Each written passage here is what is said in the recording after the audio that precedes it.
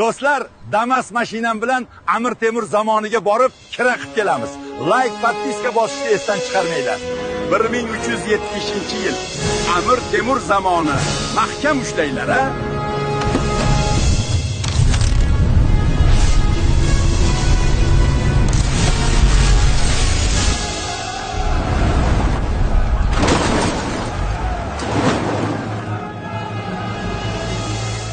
O'zinglarni bosinglar, kelajakdan keldim bu Damas. Bundan qo'rqmanglar.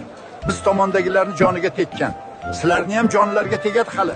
Bekorchilarni Damasimda katatsiya qildirib yuribman. Tezroq yursa bo'ladimi deydi, Anjanni Damaschilarga ro'para qilish kerak. Pavorotni yoqmay burilishdan qilib beradi, keyin ko'rishadi. Birortasini Anjanga olib ketaymikin, nima deysizlar? Mana ularga rep qo'shiqlarini qo'yib beryapman, baloni ham tushunishmayapti yoki akaxonlarini qo'yib beraymi, nima deysizlar? Like, podpiska bosib qo'yinglar. Bularga to'p tepishni o'rgatyapman. Kelajakda 48 ta jamoa bo'lganda jahon chempionatiga chiqmasdan ertaroq chiqib qolarmiz. Nima deysizlar? Bularga telba kinosini qo'yib beryapman. Bular bir ko'rsin, qanaqa yaxshi kinolarimiz bor edi-ya, tanqid qilib yo'qotishdi. Kunimiz Ahadjonga qoldi. Mana men bularga telefonimni qoldirib ketyapman. Yaxshilab o'rganib chiqsin. Kelajakda shu telefonlarni ertaroq biz kashf qilishimizga sabab bo'lsin. Bo'lmasa men uyga qaytyapman. Hamma narsani ularga ko'rsatmadim. Har bir narsa o'z vaqtida bo'lgani yaxshi.